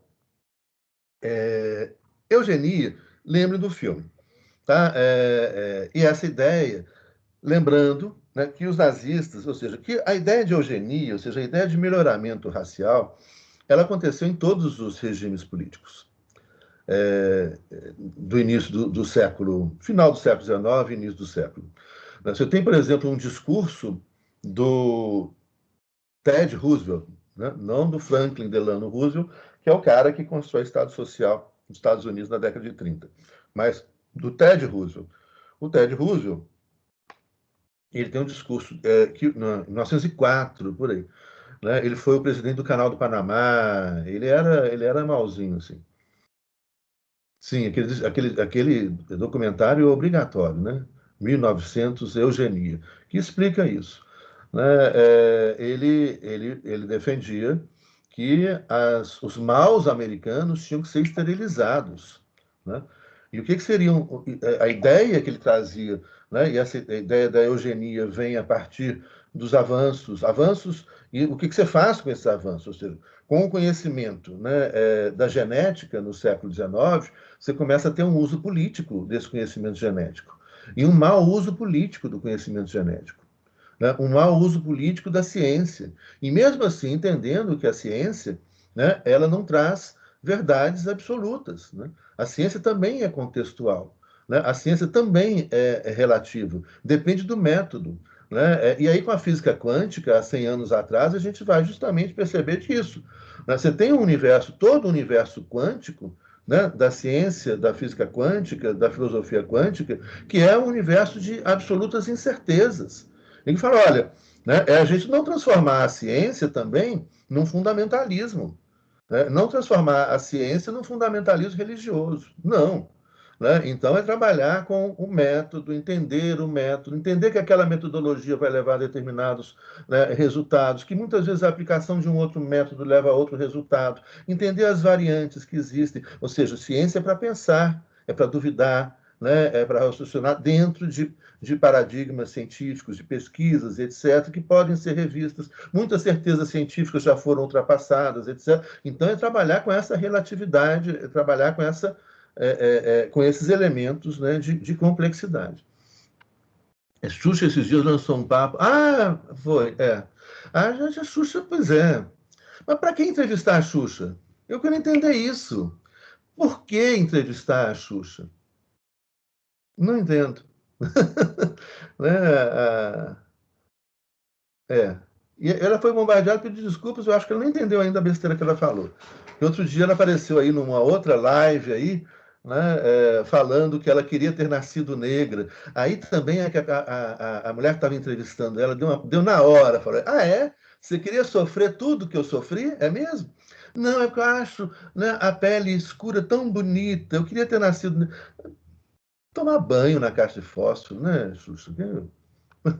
Aí, pois é. Então, vamos voltar aqui. De novo, Zé Luiz viajando a maionese. Então, vamos ficar com aquele documentário, então eu vou evitar falar de novo e explicar a questão da eugenia, uma vez que vocês já viram um documentário que explica isso muito bem. E viram como existia uma eugenia liberal, né? O Ted Roosevelt defendeu isso, né, nos Estados Unidos, a esterilização de maus norte-americanos, né? Quem eram os maus norte-americanos? Os negros, os indígenas. E veja bem, esse papo ainda volta hoje em dia assustadoramente com alguma capa de falsa ciência, né, de que os norte-americanos que tivessem na família criminosos. Olha que piração. Isso volta aí, gente. Não tá. Se defendam. O mundo tá estranho. Né? Fala, então o cara que. O pai era criminoso, o avô era criminoso, ele tinha que ser esterilizado, porque ele também tinha o gene do crime. Olha que piração. Isso Ted Roosevelt, Estados Unidos liberal. Você tinha competição de crianças, vocês viram isso, né? Para ver qual era o bebê, né, mais perfeito, etc. A eugenia liberal. Virou eugenia na Suécia, né? No Estado de Bem-Estar Social, na social-democracia, teve eugenia também. Né? Eugenia na Rússia soviética, né, com Stalin, né? E eugenia com os nazistas e fascistas. Então, a eugenia estava presente na esquerda, na direita, no centro, né? Não teve moderação e todos aí defendendo essa possibilidade, necessidade de uma leitura equivocada, né, da genética no final do século XIX, no século XX. Entre os nazistas, entretanto, essa eugenia ganha um viés muito mais radical e muito mais violento. Né? Lembra que, antes de iniciar a guerra, a partir de 1937, o Hitler, os nazistas, né, tinham políticas de melhoramento racial do povo alemão, onde, então, eles mandavam, né, funcionários do Estado alemão visitarem as casas para fazer um censo e verificar aquelas pessoas que tinham algum tipo de deficiência. Né? Isso aí é uma palavrinha que eu não gosto, mas é a palavra utilizada pela legislação e que os movimentos sociais, né, de lutas pelos direitos dos deficientes utiliza. Então, eu respeito a escolha, né, mas eu tenho aí motivos de reflexão no campo da linguística para discordar disso. Mas vamos utilizar o termo que a lei utiliza, né, e que os próprios movimentos, né, utilizam com relação ao direito dos deficientes. Então, naquele momento, né, Hitler, os nazistas iam nas casas para fazer um censo e verificar se existiam pessoas com deficiência, né? Pessoas deficientes, físicos ou mentais. E aí, então, isso era anotado. E pouco depois o Estado voltava lá e recolhia essas pessoas. Essas pessoas eram colocadas dentro de um ônibus com um escapamento voltado para dentro. Né? Na viagem, elas morriam sufocadas pelo gás carbônico e depois eram incineradas. Milhares e milhares de alemães deficientes foram mortos pelo regime nazista, né, nessa ideia de purificação, né, da raça alemã, eliminando os deficientes. Isso foi, então, a eugenia na Alemanha. Além disso, também, vocês viram, né, onde existiam fazendas de reprodução de alemães perfeitos. Então, você tinha ali, né, um fenótipo do alemão perfeito, que seria o garanhão, né, esse que vai reproduzir com as éguas. Esse cara, então, ele tinha um queixo quadrado, né, do fim do nariz até o início, aqui o final da testa, tantos centímetros, né, tanto de altura e etc. E esse, então, esse alemão, esse fenótipo perfeito, ideal do alemão, né, da raça pura, esse cara ia, né, para reproduzir, né, transar com várias alemãs, várias mulheres alemãs também perfeitas, né, para gerar um monte de bebezinho. Né? É igual a reprodução, né, que se fazem em animais, né, com o cavalo, o garanhão, que vai transar com as éguas, etc. E aí reproduzia e nascia aquele monte de bebezinho branquinho, bochechinha vermelha, cabelinho lourinho, etc. Né, gerando, então, a raça perfeita, né, a raça pura, ariana, etc. Então, você tem um elemento, né, do nazismo. Lembrando mais uma outra coisa interessante, né, que mais da metade dos médicos, anote aí, mais da metade dos médicos da Alemanha, na década de 30, eram filiados ao Partido Nazista. E defendiam, né, a superioridade racial supostamente científica dos arianos. Mais da metade dos médicos eram, né, filiados ao Partido Nazista. Daí que eu acho que é importante, eu dou aula dou um módulo, né, no doutorado na Faculdade de Medicina da UFMG, em bioética, biodireito, a convite de um queridíssimo amigo meu, professor da Faculdade de Medicina, que é infectologista. Né? Então, eu dei aula no doutorado de infectologia, mas não entendo nada de infectologia, não. Né? Eu entendo superficialmente pelas conversas, né, e pelas leituras que eu fiz para entender esse vírus e etc. Mas eu dou aula de biodireito, né, direitos humanos e bioética. Né? E algo que é fundamental, né, e que a Faculdade de Medicina da UFMG tem e que tem todo o curso de medicina. Né? Todo médico tem que estudar direitos humanos, história, teoria do Estado, né? História, e estudar bioética e biodireito, porque você ter médico defendendo, né, as coisas que às vezes, né, acontecem aí, né, ou como na Alemanha, né, na década de 1930, onde metade dos médicos defendiam a superioridade racial, né, dos arianos, e de como que o estrangeiro, né, o inferior, ele não podia, não deveria, né, ter relações com os alemães e tinha que sair da Alemanha porque estava contagiando o sangue puro do povo ariano da Alemanha, né? Mais da metade dos médicos da Alemanha. Tem que estudar, e aí toda a formação ela tem que ser uma formação humanista também, né? Senão a gente tem profissionais, às vezes, que estão preparados para determinadas coisas, mas que não se localizam no mundo, e que não entendem o mundo no qual eles estão vivendo, né? E isso é muito ruim, isso é muito complicado. Seleção humana artificial, coisa de gente que tem algum tipo de distúrbio psicossocial. Pois é. É. Então, aqui, Lucas está com a mão levantada aí. Desculpa, Lucas, eu aqui falando sem parar. Pode perguntar aí, Lucas.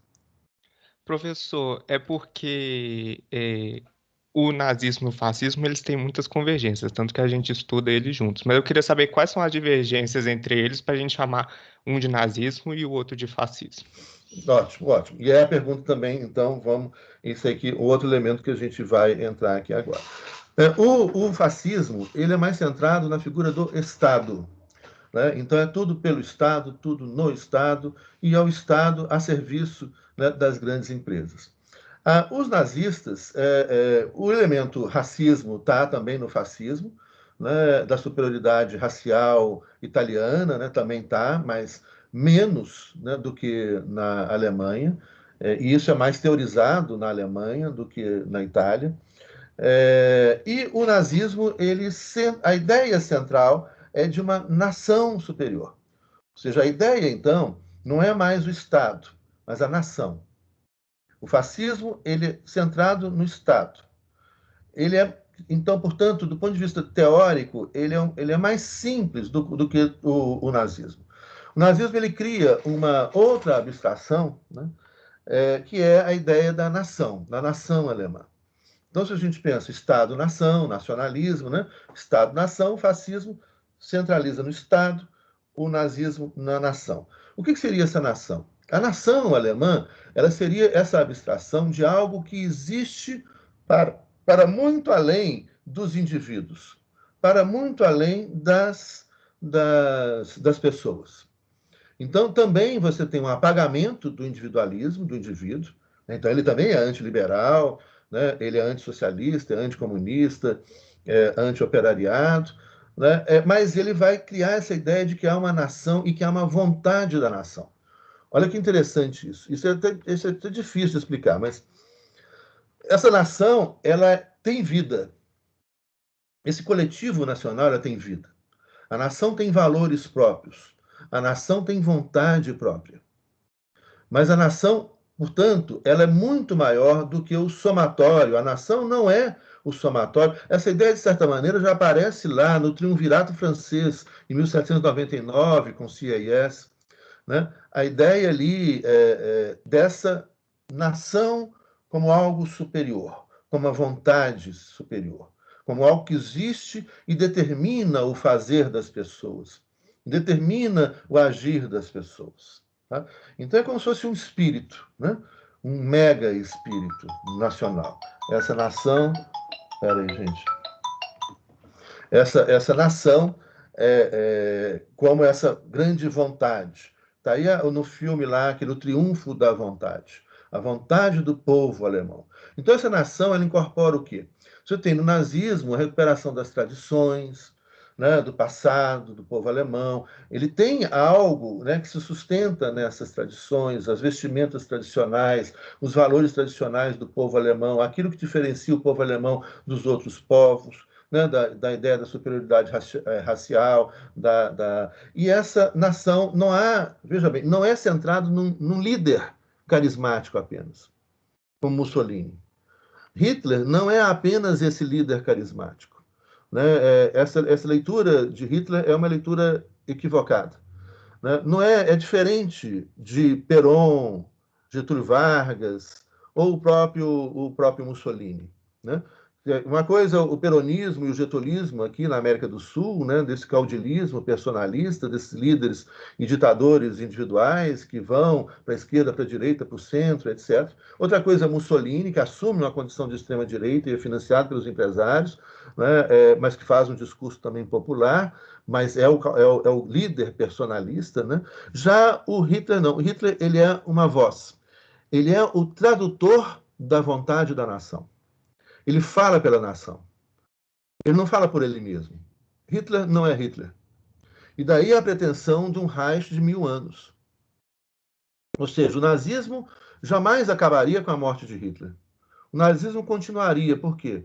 Porque o nazismo, né, todo esse ideário, né, do Reich, ele está representado na própria a nação alemã.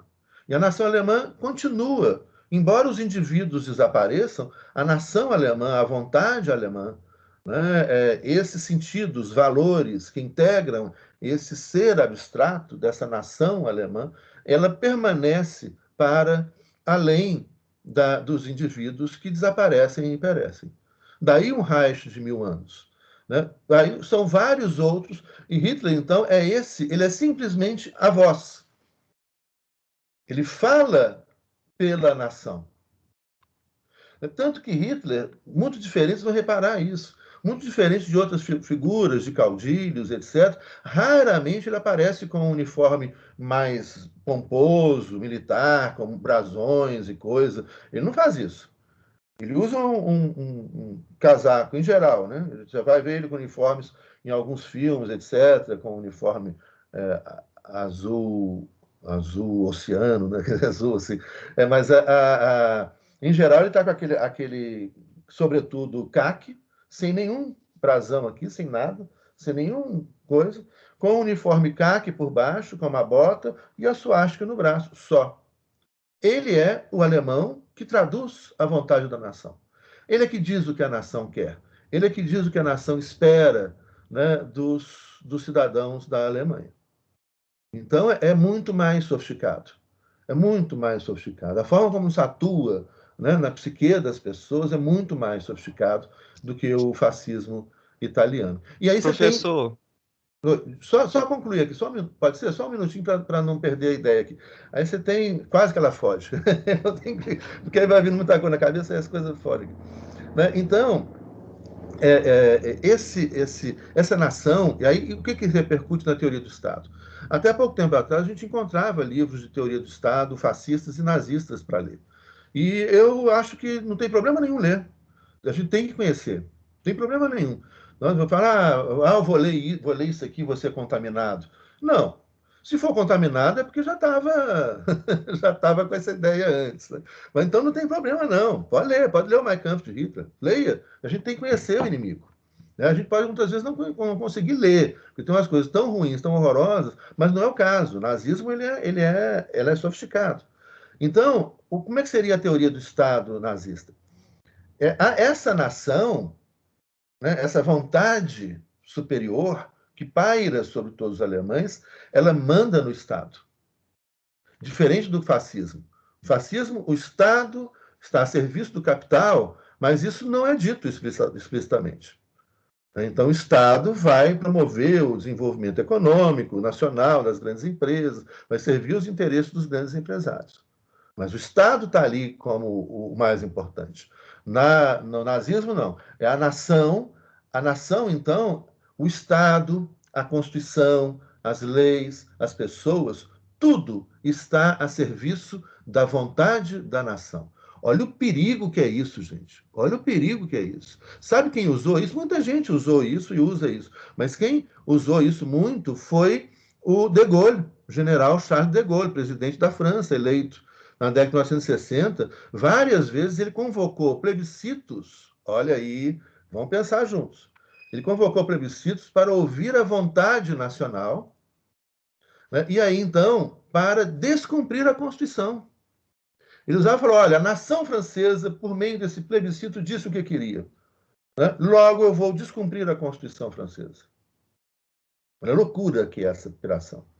Né? E lembrando que isso começou na França, com Sieyès lá atrás, né? E Hitler e os nazistas vão levar isso aí a enésima potência. Gente, diga aí, Lucas, desculpa eu interrompê-lo. É porque você estava falando que a figura do líder no nazismo, que ele representava como se fosse a voz da nação. E no nazismo tinha muito aquela coisa do culto ao líder também, não tinha, professor? Você vai ver, é muito interessante, é menos, muito menos, muito menos. Você não vê na Alemanha cartazes com a fotografia de Hitler espalhadas pelas cidades, como tinha de Mussolini, como tem muitas ditaduras por aí afora. Né? Então, não é a ideia, embora ocorresse, né? Nós estamos falando de pessoas, então, embora ocorresse esse culto de personalidade, e hoje, né, ocorra também o culto a Hitler, o culto principal não é, o culto é a nação, e é o símbolo da nação. Né? O culto é a suástica, é aos valores, né, da nação alemã e aos símbolos da nação alemã. E entre elas a bandeira da Alemanha, que é mudada na época, que vira bandeira, né, vermelha no fundo, com um círculo branco, e dentro do círculo branco a suástica. Né? Lembrando que a suástica é um símbolo hindu, ariano hindu, e que ainda é usado hoje. Gente, quando vocês chegarem, se vocês forem visitar a Índia, e vocês virem nas construções indianas um monte de suástica, né, isso não é que eles são nazistas, não tem nada a ver. Né? É a ideia da suástica como um símbolo do universo. Né? Você tem não sei como é que pronuncia, Schwarza Yoga, né? Que é do símbolo do universo. Os hindus utilizavam. É a suástica, exatamente a suástica. Os alemães copiaram a suástica dos indianos, né? E da filosofia hindu. Só que essa suástica, ela tem dois sentidos. Né? Tem um dicionário de símbolos excelente que eu tenho aqui em casa, que traz esses símbolos todos. Você tem um símbolo, o símbolo hindu é a suástica no sentido anti-horário, me parece. Isso, e a inverteram, justamente. Não só inverteram o movimento dela, como também a suástica hindu, ela é assim, a alemã, ela ficou assim. Entenderam? O quadrado ficou assim, não ficou assim. Então, e aí tinha muito, esses alemães nazistas foram muito buscar no esoterismo, no conhecimento espiritual da Índia, assim, um monte de piração para o poder deles, etc. Inclusive, né, a figura do espiritualismo hindu, né, de Brahma e dos arianos hinduístas, né? Então, isso vem lá, eles vão buscar isso lá na filosofia e em parte na espiritualidade hindu e mudam todo esse sentido, né? Óbvio. Então, você tem na suástica, quando ela é no movimento anti-horário, ela significa, é uma cruz em movimento. Né? E aquelas coisinhas assim que saem para o lado é justamente esse movimento, essa ideia de movimento. É um movimento em torno de algo central, né? Que é Deus, que é o universo, né? Então essa ideia de um movimento em torno do né? Em torno do universo. E aí os alemães pegam isso, inclinam ela assim, né? E mudam o sentido. Né, que é então no sentido horário, a suástica. É um movimento em torno de uma única nação, de um único. Aí entra, você pode ler como um único líder, mas não é uma coisa personalista. Não é para ser. Né? Embora tenha personalidade, não é para ser. É em torno de uma única ideia, de uma única nação, de um único valor, todo mundo em torno daquele único valor. Né? Então, aí vem a ideia da suástica. A ideia, então, preponderante é a ideia de nação. Não é para ser personalista, não é para ser essa idolatria personalista. Ele é a grande figura porque ele é quem diz, ele é quem fala, ele que é a voz da nação. Mas, na verdade, não é ele enquanto indivíduo, pessoa, Adolf Hitler. Né? É ele enquanto o tradutor da vontade da nação. Né? Entenderam? Essa é a ideia. Que, obviamente, ela é uma ideia sofisticada que muitas vezes vai ser lida de forma personalista, de culto à personalidade, mas não é essa a ideia e não é isso que a gente vê. Né? Você não vê na Alemanha retratos de Hitler espalhados por todos os lugares na época da Alemanha nazista. Isso não acontece. Você vê os símbolos da nação. Isso sim, isso que acontece. Diferente em outros sistemas personalistas, né? Ou onde você tem o culto a uma figura da pessoa, de um determinado líder e etc. Que são, muitas vezes, distorções de outros sistemas. Bom, o que mais? Aqui a gente tem um outro elemento. Aqui, se a gente pensar, então, já que nós falamos da ideia do facho, a ideia do facho é a mesma, né? Todos são aquelas hastes amarradas em torno de uma haste central, mais forte, que segura um machado. Né? E esse símbolo dos fascistas era um símbolo do Império Romano. Então, esse símbolo foi utilizado por diversos outros momentos da história e correntes políticas, não só pelo fascismo. Né? Vocês vão, aí não se assustem se vocês verem, não sei se já repararam, quando aparece uma sessão do Congresso norte-americano, né, no Senado tem 2 fachos ali. É o facho.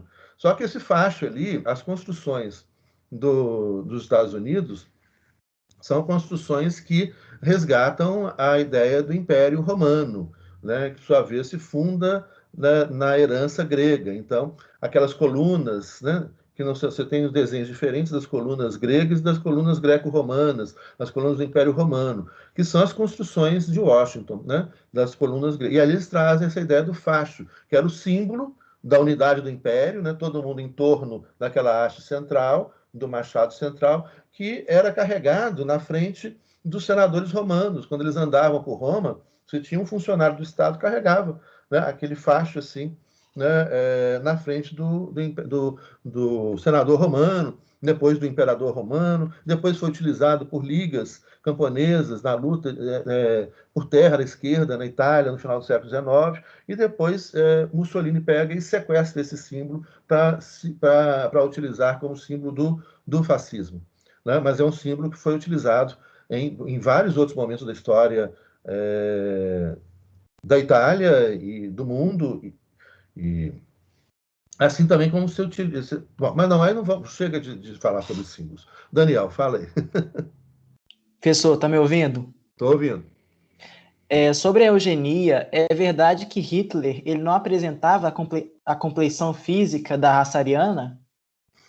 Ele era austríaco, né, não alemão, mas aí você tem a unificação rápida com a ocupação, né, da Alemanha na Áustria, que é pacífica, que na verdade é aceita, né, pelos austríacos, criando a grande Alemanha.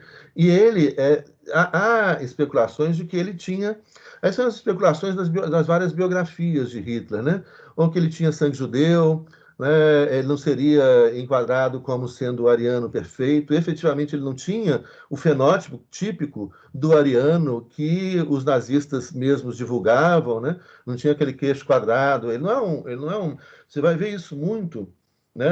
Isso norte os povos germânicos estão no norte da Europa, né? Quais são os povos germânicos? Os alemães, holandeses, dinamarqueses, suecos, noruegueses. Então, assim, o típico do fenótipo germânico da raça pura, a gente vê muito ainda hoje na Suécia, né? O queixo mais quadrado, a testa comprida, né? Uma altura maior. Hitler não se enquadrava nesse fenótipo de jeito nenhum. Né? Então ele não era cultuado, né? Inclusive nem no seu fenótipo. Né? Ele é a palavra, ele é a voz da nação alemã. Né? E é isso. Mas não era, não. E você tem essas especulações, você tem várias especulações, que assim, eu prefiro nem comentar sobre as especulações, porque como são especulações dos caras que escrevem sobre Hitler, biografias, etc., muitas vezes você tem algumas biografias que viajam um pouquinho na maionese, não são tão sérias assim, né? A gente sempre tem que tomar muito cuidado com as biografias, mas tem excelentes biografias escritas sobre Hitler e sobre Mussolini. Né? Ontem mesmo mencionei essa aqui, a que eu estou lendo, que é muito boa, M. Leiam, muito boa, porque isso aqui fala da história, de toda a história. Na verdade, é uma biografia do fascismo, né? Não apenas do Mussolini. Tem outra mão levantada aí. Cadê? Não, deslevantou. Tá, não.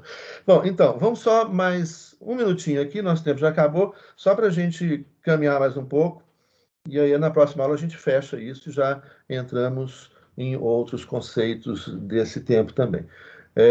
Mas aqui, então, você tem o que vocês vão ver, né? Um outro elemento que a gente vai pegar com relação ao discurso de Hitler, dos nazistas, como esse discurso, né, sofisticado. Vamos imaginar assim, a Alemanha, naquela época, como se fosse uma pizza, né, partida aqui em 4 fatias, e aí em cima, assim, igual a gente fez com a Revolução Francesa, uma fatiazinha pequenininha, né, bem pequenininha, assim, de quem está de regime. Eu amo tanto pizza, que eu falo em pizza, dá vontade de comer pizza, ainda mais agora, na hora que bateu a fome do almoço.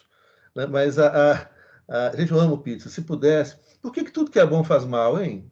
Ô, gente, eu amo, eu comia pizza todo dia. A pizza com uma cervejinha, um chopinho gelado, nossa senhora. Mas e aí a barriga, aumenta o colesterol. Na minha idade, vocês são novinhos, não tem problema nenhum. Pode comer pizza com chopinho, não tem problema nenhum. Então, essa ganha de pizza, você tem lá a primeira fatia, é onde os nazistas, Hitler, quando eu falo Hitler, o nazista, eu falo os nazistas, aquele grupo que está, não é Hitler sozinho, né? É aquele grupo de pessoas que vão implementando, criando partido, implementando essas políticas.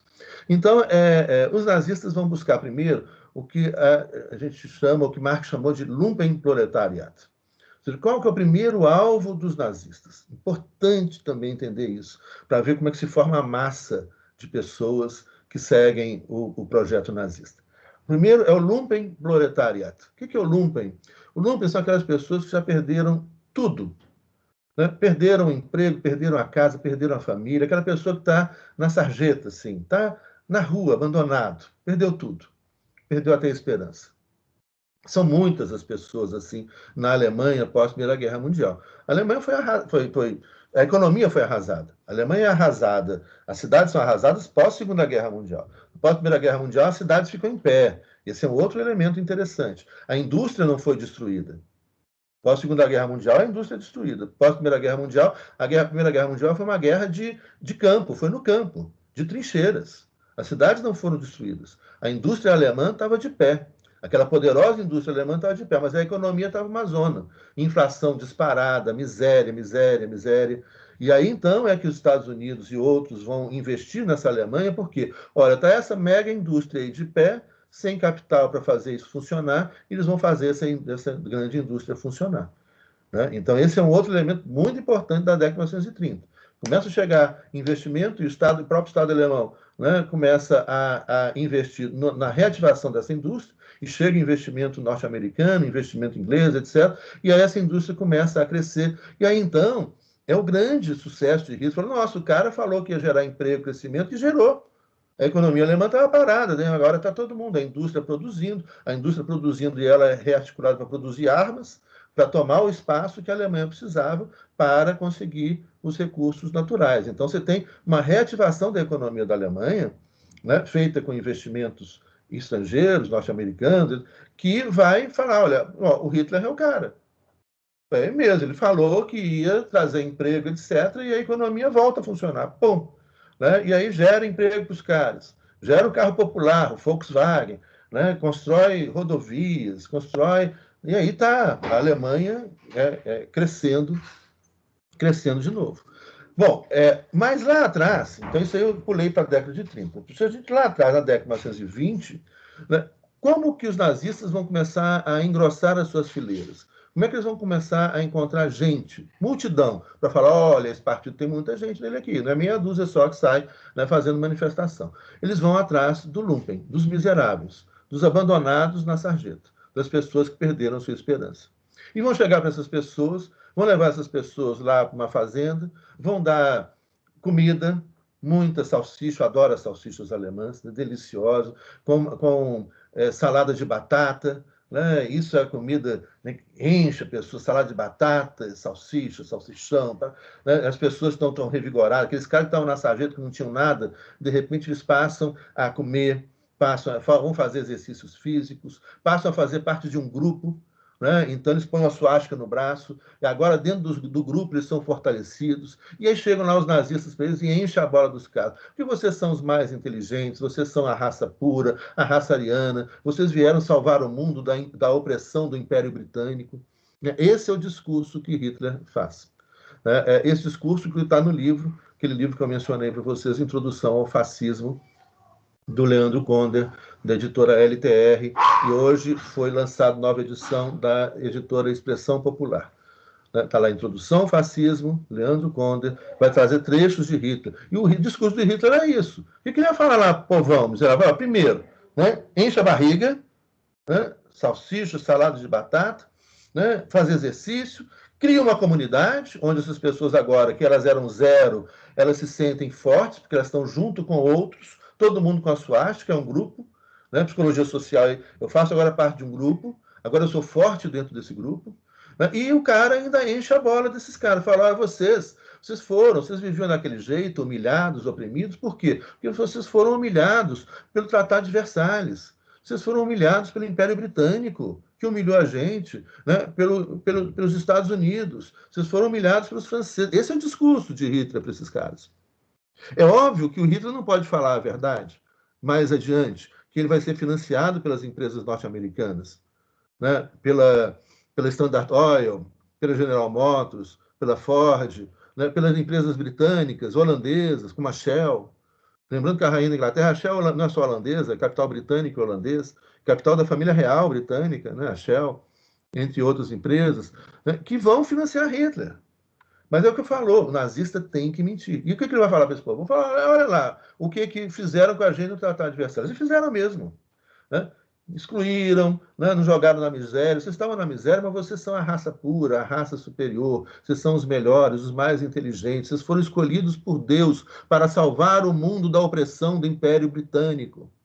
Isso é que ele vai dizer para o Lumpen, para esse povão.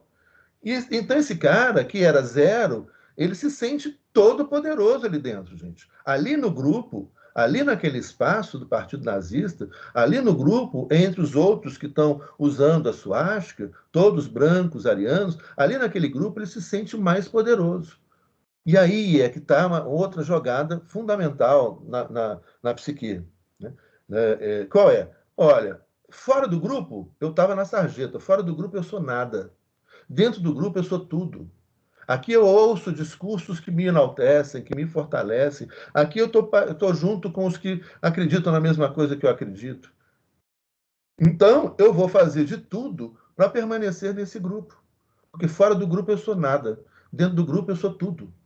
Eu abandono, inclusive, aquilo que ainda podia restar de valores pessoais, etc.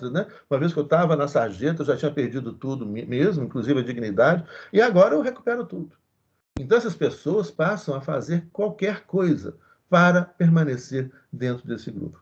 Essa estratégia que os nazistas utilizaram, ela é também muito utilizada por outros grupos, inclusive até hoje em dia. Aí basta vocês pensarem, inclusive por igrejas, que pegam um sujeito que é nada, que está abandonado na sarjeta, vai lá, traz esse sujeito para a dignidade, que agora come, etc., e esse sujeito se torna fiel e capaz de fazer qualquer coisa para aquele grupo, dentro daquele grupo, e uma vez que fora do grupo ele é nada, e dentro do grupo ele é tudo. Então, esse é o primeiro alvo de Hitler. Aí ele engrossa e cria, então, aqueles grupos que são os grupos de ataque. Ou seja, que na rua, então, na década de 1920, os nazistas vão sair sentando o cacete, batendo, matando, dando porrada, descendo o cacete mesmo nos comunistas, nos sindicalistas, nos liberais, naqueles que eram contra o ideário deles. Então, os conflitos urbanos nesse período, tem uma série. Eu gosto muito dessas séries de ficção, adoro, até prefiro, porque eu já estudo tanto realidade durante a semana que eu prefiro ficção, quando eu estou na televisão, quando eu estou para viajar. É uma série que chama Pennyworth. Vocês já viram? Está na Amazon. Fala de uma Inglaterra sem tempo, porque é uma Inglaterra do presente, misturado com o passado, mistura século XIX com o século XX, com o século XXI, muito interessante. E a história do Pennyworth é o mordomo do Batman. Só que... mas aí... estou escrevendo no lugar errado, gente. Eita, ferro. Eu estou procurando aqui o Pennyworth entre os alunos. Não. Ali ele é novo, o Alfred, mas o Alfred novinho, vivendo nessa Inglaterra surrealista, né? Muito interessante, após a Primeira Guerra Mundial, mas, como eu disse, eles mostram uma Inglaterra que não é só a Inglaterra ali da Primeira Guerra Mundial, é uma mistura de Inglaterra do século XIX, do século XX, é uma mistura ali. Interessante, é uma ficção. E ali ele fala dessas brigas de rua em Londres entre fascistas e comunistas, né?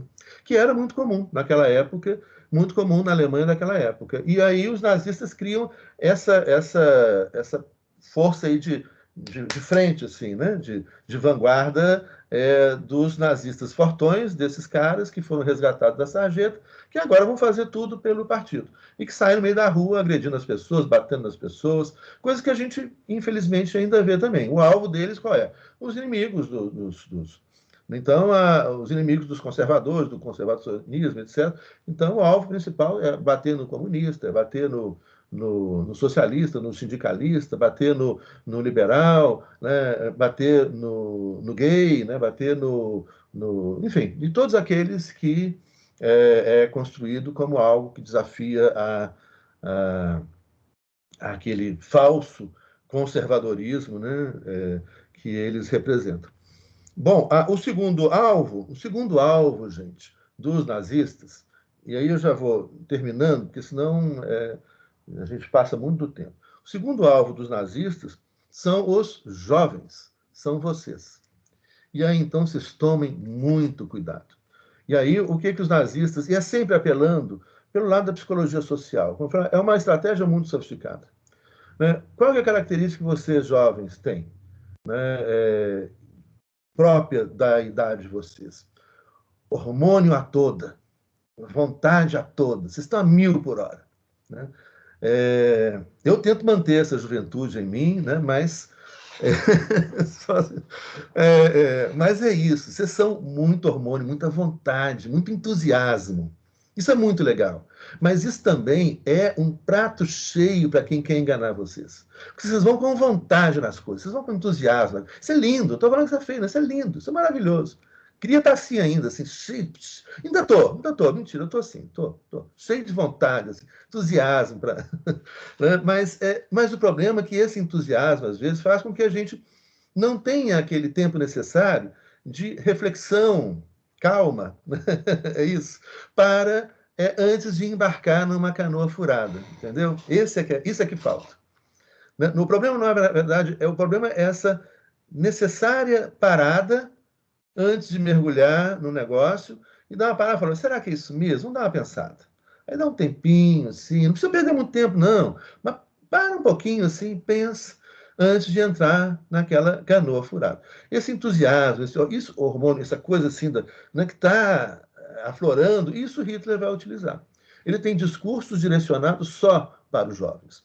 E naquela época, obviamente, ele vai utilizar uma linguagem simbólica, né, que naquela época era uma linguagem que pegava os jovens. Obviamente a linguagem hoje é outra. E o cara vai utilizar uma linguagem que acesse vocês. Né? Então, qual é a linguagem que acessava aquela época? Pegava lá, você tem nesse filme ele fazendo discurso para os jovens da Alemanha. E aí jovens são crianças e adolescentes. Né? Então você vai ali desde o universo ali de 8 anos de idade até 19, 20 anos de idade, né? A idade seria o teenager, né? Vai até o 19, né? Até 19 anos. Se bem que hoje a psicologia já mostra que você tem adolescentes, inclusive, com 55 anos de idade, né? Mas isso aí já é uma coisa. Mas esse é outro assunto também.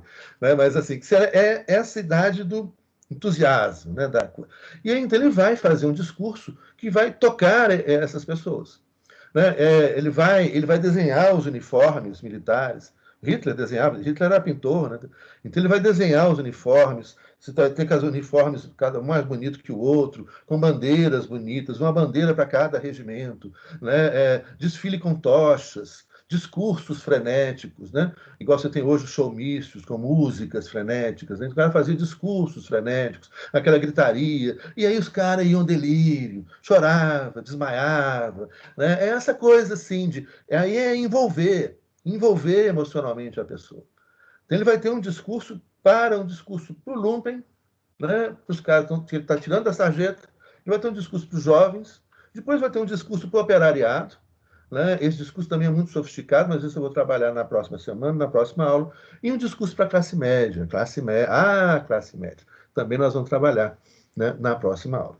Então, por hoje chega, gente, nós já passamos muito tempo no final da aula, mas tinha que dar essa caminhada a mais, espero que tenha sido útil, vocês tenham gostado, etc. E aí, então, até a próxima aula, um abração para vocês.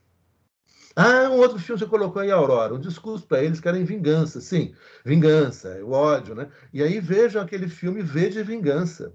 Vocês já viram? Com a Natalie Portman, a Natalie Portman é muito bom. Vejam, V de Vingança, legal também. Fala de fascismo também e de resistência ao fascismo. Falou, gente, abração, tudo de bom. Falou, Até a próxima semana. Até mais, gente. Bom trabalho, Até mais. professor. Tchau, Sandra. Até mais aí, gente. Obrigado, professor. Falou. Falou.